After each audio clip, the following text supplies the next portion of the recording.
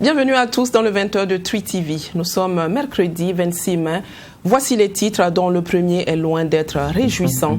Mort d'une personne et une vingtaine de blessés suite à l'effondrement d'un bâtiment scolaire dans la région des Hauts-Bassins. Les ministres réunis ce jour en séance ordinaire se sont penchés sur la question de la qualité des infrastructures scolaires. Fin des assises nationales sur le référentiel national de développement. Après 2 jours de travaux, les participants en sont arrivés à l'élaboration du nouveau guide d'action gouvernementale 2021-2025. Divagation des animaux domestiques dans les rues de Ouagadougou. La police municipale veut en finir avec ce phénomène. Elle a entrepris depuis ce matin une chasse aux animaux et cette opération se poursuivra encore sur 3 jours. Le Conseil des ministres s'est tenu en sa séance ordinaire ce mercredi 26 mai. Il a pris des décrets et donné des communications orales. La principale a fait état de morts et d'une vingtaine de blessés suite à l'effondrement d'un bâtiment dans un établissement scolaire dans la région des Hauts-Bassins. Abdoulrahim Magnéni. Lors de ce Conseil des ministres, 2 communications orales ont été données par le ministre en charge de l'Éducation nationale. Une triste nouvelle à partager. Il s'agit de l'effondrement d'un bâtiment dans un établissement scolaire ayant occasionné un mort et plusieurs blessés dans la région des Hauts-Bassins.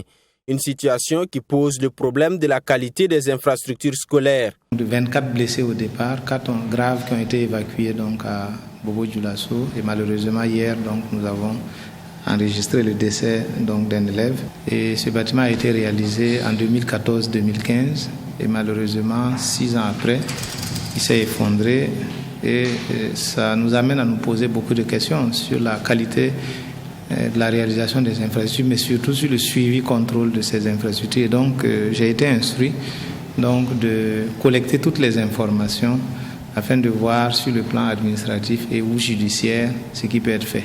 Hier aussi, nous avons donc un bâtiment de 3 classes qui a été réalisé par l'association des parents d'élèves du lycée de l'Amitié à Koudougou, donc qui s'est effondré aussi. Mais là, ça n'a fait donc aucun blessé. La deuxième communication porte sur la situation de crise que traverse le système éducatif. Des mesures ont été prises pour permettre aux élèves en classe d'examen du lycée Philippe Zenda Kaboré, fermé officiellement depuis le 24 mai dernier, de pouvoir poursuivre leurs activités académiques. Au niveau du lycée municipal Paspanga, donc il y a une partie des élèves qui va se retrouver à ce niveau du lycée Philippe Zenda Kaboré en classe d'examen et une autre partie se retrouvera au lycée municipal, lycée Bambata. Mais un communiqué donc du ministère en charge de l'éducation viendra préciser cette répartition pour que dès lundi, donc ce travail puisse se faire. Et donc il y aura une rencontre entre le chef d'établissement du lycée Philippe Zenda Kaboré et les enseignants pour organiser tout cela afin que le lundi tout puisse se faire. Alors pour le lycée Nelson Mandela, donc le gouvernement a autorisé que nous puissions reprendre les activités à ce niveau. Et donc nous prévoyons aussi la reprise des activités pédagogiques le 31 mai à ce niveau. Le Conseil a aussi adopté un décret sur le régime juridique de l'Autorité supérieure de contrôle d'État et de lutte contre la corruption, ASELC. Il a aussi adopté un autre décret qui porte sur la nomination des membres du Haut Conseil pour le dialogue social. Il s'agit donc par ce décret d'aujourd'hui de donner un régime juridique à l'ensemble de travailleurs qui sont appelés à être dans cette institution. Donc ce sont des emplois de contrôleurs d'État, des assistants de vérification et d'enquêteurs. Donc, par ce décret, l'autorité supérieure du contrôle d'État contre la corruption donc, se dote de moyens juridiques efficaces pour mener à bien donc, sa mission. Le second décret qui a été adopté porte donc nomination des membres du Haut Conseil du dialogue social. C'est une institution qui est dans l'univers institutionnel et qui se compose des représentants du gouvernement, des représentants des organisations patronales et de représentants des centrales syndicales. Donc par ce décret, le gouvernement donc, nomme 30 membres titulaires, dont 10 représentants du gouvernement, 10 représentants des organisations professionnelles d'employeurs et 10 représentants des organisations syndicales des travailleurs. 3 consulats honoraires sont désormais ouverts au Nigeria, en Sierra Leone et en Guinée-Conakry. Le Conseil a aussi procédé à la nomination des consuls de ces différents consulats où vivent au moins 1000 Burkinabés. Les travaux des assises nationales du nouveau référentiel de développement ont été adoptés après 48 heures de concertation.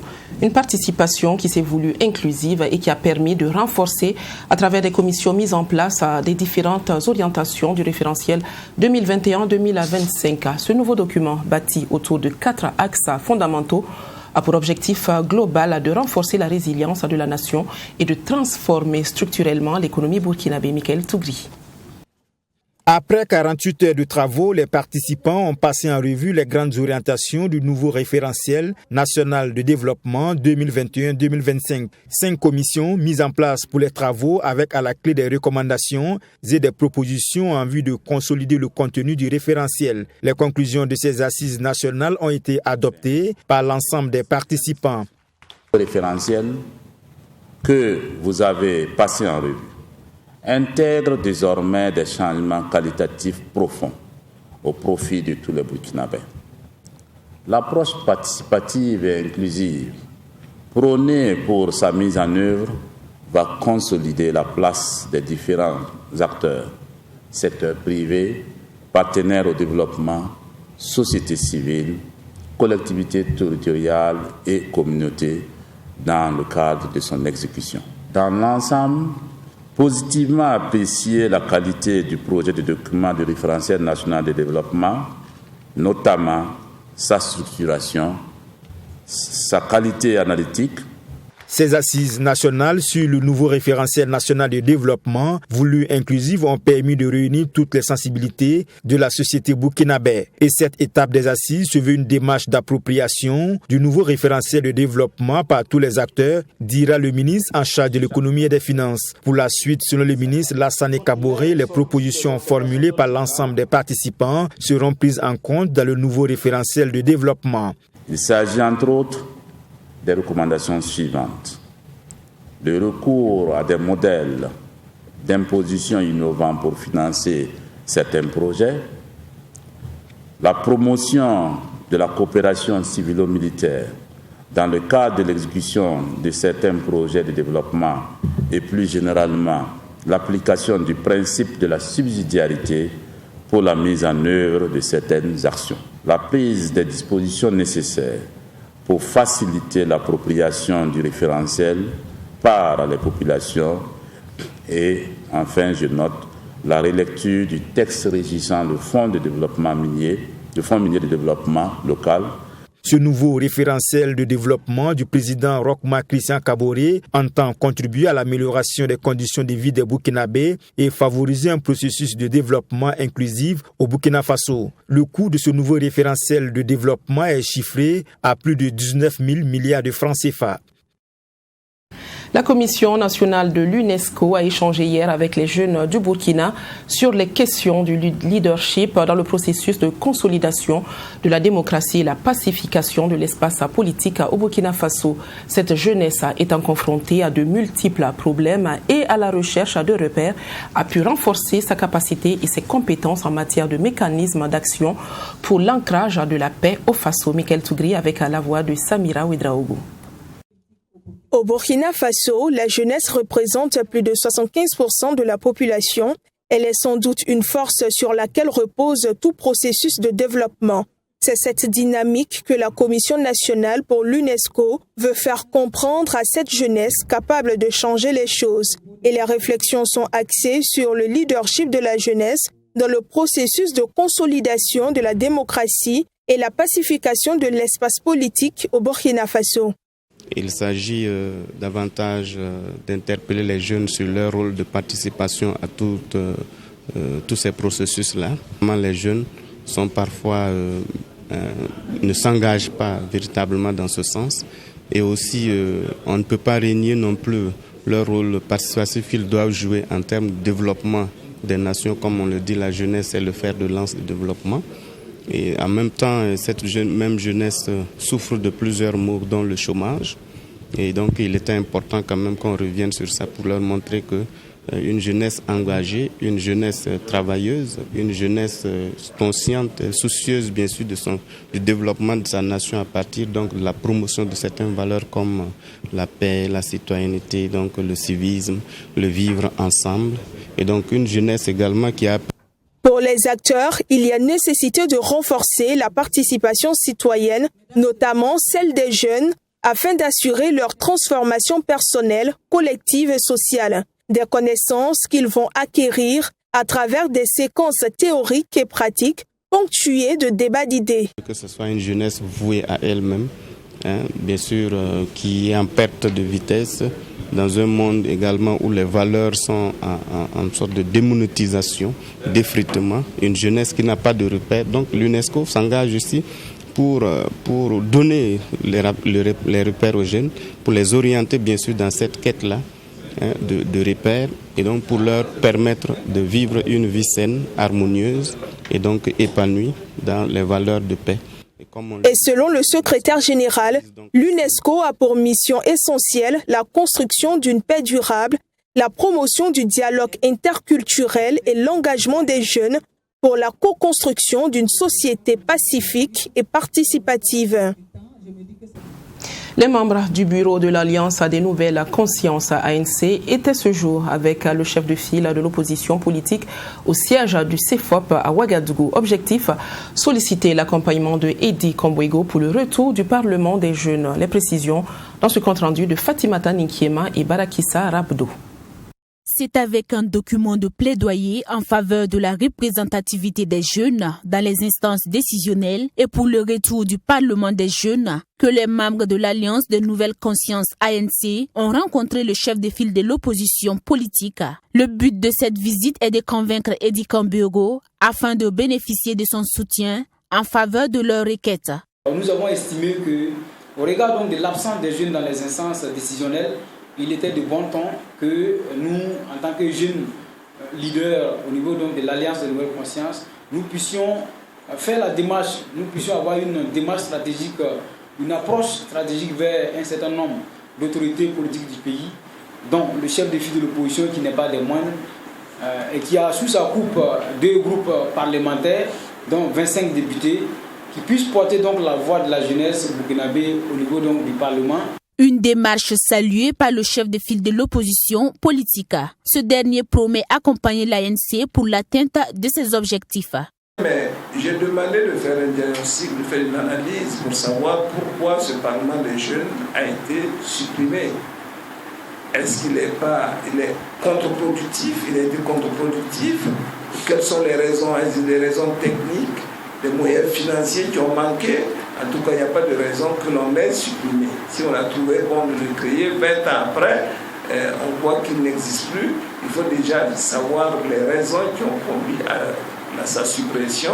En rappel, le Parlement des jeunes a été instauré au Burkina Faso en 2008 sous le mandat de l'actuel président du Faso, Roch-Marc Christian Kaboré, alors président de l'Assemblée nationale. Avec un mandat de 3 ans renouvelable une fois, mais avec le départ de Roch-Marc Christian Kaboré à la tête de l'Assemblée nationale en 2012, le Burkina Faso n'a plus connu le Parlement des jeunes. C'est du moins ce qu'a laissé entendre le président de l'ANC. Les avocats du Burkina mettent à niveau leurs connaissances en matière de droit pour être en phase avec les nouvelles réalités du terrain. Ainsi, du 26 au 28 mai prochain à Ouagadougou, bénéficieront-ils d'une formation continue offerte par le Centre international en Afrique de formation des avocats francophones, CIFAF en abrégé, en collaboration avec le barreau des ordres des avocats du Burkina Faso, Abdoulrahim Agneni. Durant 72 heures, 150 acteurs du monde de la justice, notamment les avocats du Burkina Faso et d'autres pays d'Afrique, auront leur capacité renforcée à travers cette formation continue délocalisée au Burkina Faso. Ces avocats vont ainsi acquérir de nouvelles connaissances en lien avec l'évolution du droit. Cette formation permet aux avocats de se remettre en jour, de renforcer leurs compétences, puisque le droit évolue. Et nous avons de nouveaux marchés qui arrivent. Nous avons par exemple le droit minier et il faudrait qu'on donne une formation continue à nos confrères qui sont au Burkina Faso sur ce domaine, sur cette matière qu'on appelle le droit minier. Nous avons également l'arbitrage. L'arbitrage, c'est un mode de règlement des conflits qui va plus vite que l'action judiciaire elle-même. Or, comment faire? Nous avons d'autres matières telles que les élections. Or, le contentieux des élections, c'est nouveau. habituellement, les avocats ne se penchent pas sur le contentieux des élections parce qu'on estime que tout est gagné à l'avance. Alors que sur le plan du droit, sur le plan de la démocratie, il faut que les avocats s'impliquent pour accompagner ce contentieux qui se pose avant, pendant et après les élections. Et enfin, nous avons un module sur la déontologie. Cette formation est assurée par des experts en la matière venus de plusieurs pays d'Afrique et d'ailleurs. Une démarche du Centre international en Afrique de formation des avocats francophones CIFAF qui vise à garantir la qualité de la formation. Je prends le cas du contentieux des élections. Nous avions fait appel au professeur Kanté du Sénégal. C'est lui qui interviendra. Dans le cas des partenariats publics-privés, nous avons fait appel à un expert, un Français qui viendra et qui, pour animer cette formation, nous fait le panorama du PPP. En matière d'investissement sur le plan des montages, des affaires, nous avions fait appel à M. Achille qui va commencer maintenant sa formation. Et en matière du droit minier, on a fait appel à un expert, le bâtonnier Koko Kanyodi de la RDC. C'est pour vous dire que nous avions, chaque fois qu'il y a un domaine à enseigner aux avocats, là, le CIFAF va toujours chercher celui qui est compétent dans le domaine, qui est rigoureux dans le domaine, qui est une référence, je dirais, dans le domaine. Basé à Cotonou, au Bénin, le CIFAF a été créé par les barreaux de l'espace UEMOA en mars 2000. Son objectif est d'assurer la formation des avocats et autres acteurs de la justice pour le renforcement de l'état de droit dans l'espace UEMOA. Lutte contre la divagation des animaux dans la ville de Ouagadougou. La direction de la salubrité et de la tranquillité urbaine de la police municipale est depuis ce matin à la traque des animaux errants. Au total, pour juste cette journée de mercredi, ce sont environ 240 têtes de bêtes qui ont été mises en fourrière. L'opération sera effective demain encore et jusqu'au 29 mai prochain. Plus de détails avec Sanata Siri. C'était la chasse aux animaux en divagation ce mercredi par les agents de la police municipale de Ouagadougou.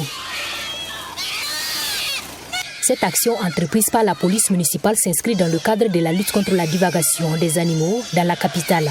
Ces animaux en divagation sont souvent à l'origine des accidents de circulation, de l'insalubrité et de la détériorisation de l'environnement, selon le directeur de la police de la salubrité et de la tranquillité urbaine.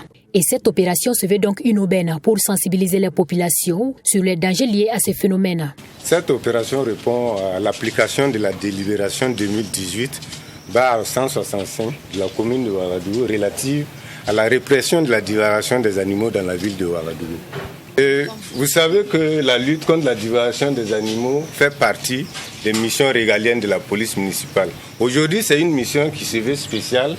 Et nous vous avons impliqué pour conscientiser la population parce que c'est au regard de nos différentes sorties et les résultats de nos opérations que nous vous avons conviés à cette opération pour pouvoir sensibiliser les populations sur les dangers de la divagation des animaux.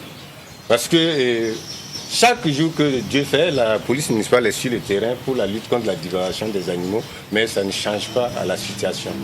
Pour cette première journée, les équipes de la police municipale ont parcouru 3 arrondissements, à savoir les arrondissements 8, 3 et 9 de la ville de Ouagadougou. Et ce sont environ 240 têtes d'animaux qui ont été mises en fourrière. Ce matin, nous avons capturé 240 têtes. Mais l'opération est en cours. Elle va se poursuivre jusqu'à 14h30 et nous espérons pour la première journée atteindre 400 têtes. La délibération précise que tout animal capturé, le propriétaire, le contrevenant court une amende de 30 000 francs par tête. Et les droits de fourrière par jour, c'est 5 000 francs. Cette opération va concerner toute la ville de Ouagadougou et va s'étaler sur 4 jours. Les éventuels propriétaires ont précisément 72 heures pour se signaler et récupérer leur animal. Passé ce délai, ces animaux seront vendus aux enchères, a ajouté le directeur de la police de la salubrité et de la tranquillité urbaine. L'Organisation néerlandaise de développement SNV met en œuvre le projet d'amélioration de la mobilité du bétail et des revenus des agropasteurs composant à infrastructure pastorale dénommée Modem plus DDC. Le lancement de ce projet a eu lieu au cours d'un atelier ce mercredi à Manga, dans la région du Centre-Sud. Le projet bénéficie du soutien de la coopération suisse. Il aura une durée de vie de 4 ans et concernera 4 régions du pays, Mamidriana Kamabou et Abaka Mahamat. Ce projet vise à apporter des actions complémentaires au projet mobilité du bétail et de revenus des agropasteurs par l'utilisation de la téléphonie mobile et de l'imagerie satellitaire. Il va permettre également d'améliorer la productivité et la sécurisation alimentaire des populations pastorales et agropastorales dans un contexte de changement climatique et de crise sécuritaire. L'idée, c'est vraiment faire en sorte que les communes comprennent qu'ils sont les maîtres d'ouvrage pour la mise en œuvre du projet et donc qu'ils sont partie prenante entièrement pour atteindre les résultats escomptés.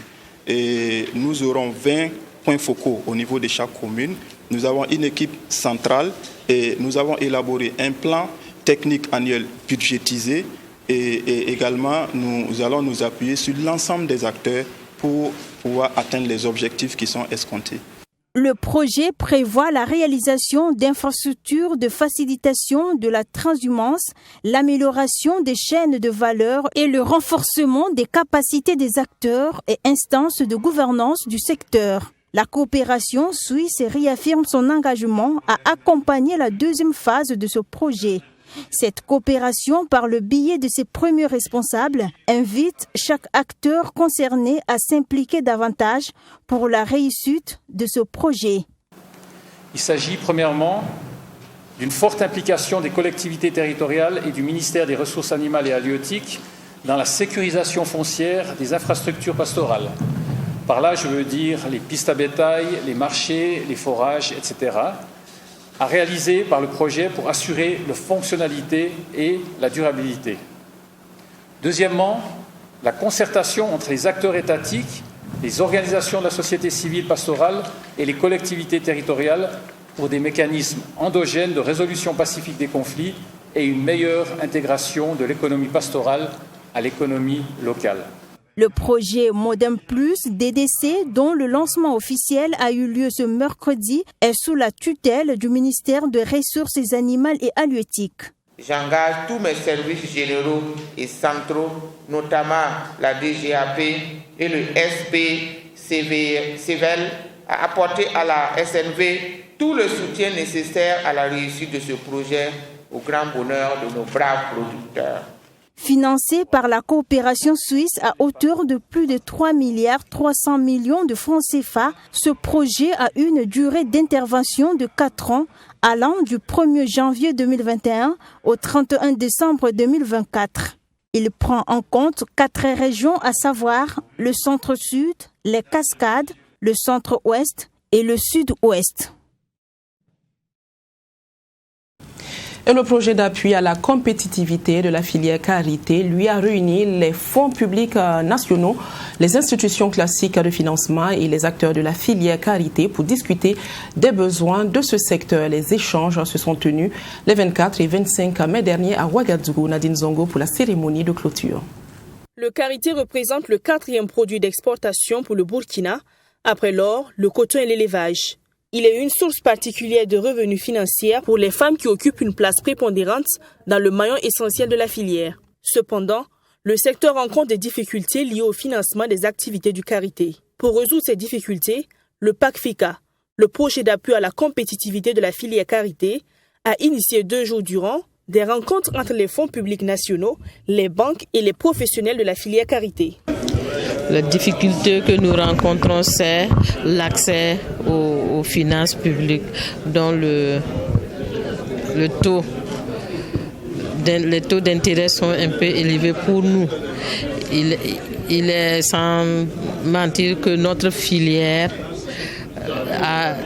en tout cas la filière Carité, n'est pas comme les autres filières. Il y a des périodes bien déterminées pour la collecte, pour la transformation et pour la commercialisation. Donc voilà, c'est très transversal.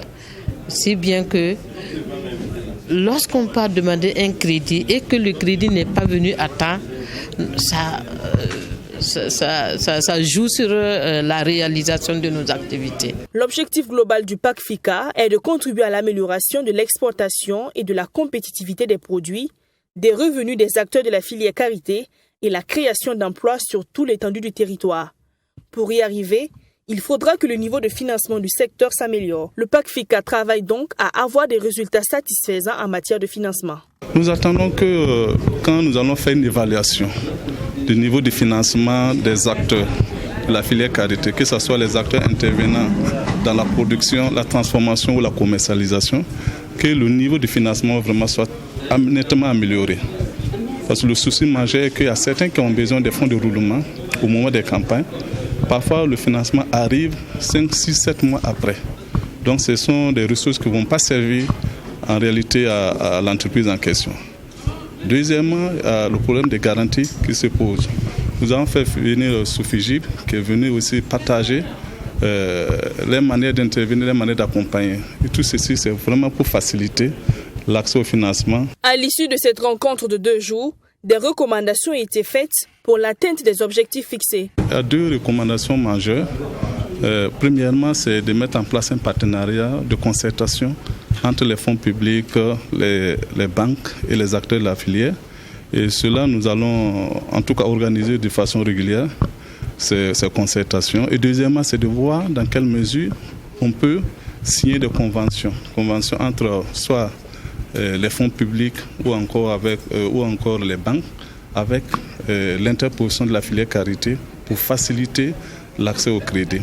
Et en cela, nous avons déjà des avancées avec FONAFI qui promet en tout cas d'accompagner les acteurs intervenant dans la filière karité. En attendant un plus grand investissement des banques dans la disponibilisation des finances, le secteur s'est déjà compté sur la coopération luxembourgeoise qui finance 43% du budget du projet PACFICA. Plus d'1 milliard de francs CFA ont été déjà mobilisés pour financer le PACFICA. L'État burkinabé y contribue à 13% et les 44% du projet sont apportés par le CIR, cadre intégré renforcé. Le projet est mis en œuvre par l'unité nationale de mise en œuvre du cadre intégré renforcé en collaboration avec les unités techniques. C'est la fin de cette édition. Je vous quitte sur cette photographie du village artisanal de Ouagadougou. Il est le fruit de la coopération entre le Burkina Faso et le Grand-Duché de Luxembourg. Il a été inauguré le 28 octobre 2000 et se loge dans l'enceinte du CIAO. Vous y trouverez une multitude d'objets. Je vous retrouve demain à la même heure, Dieu voulant, mais en attendant, retrouvez Hyacinthe à Sawadogo pour le magazine Sport 3 Amaury. Bonsoir.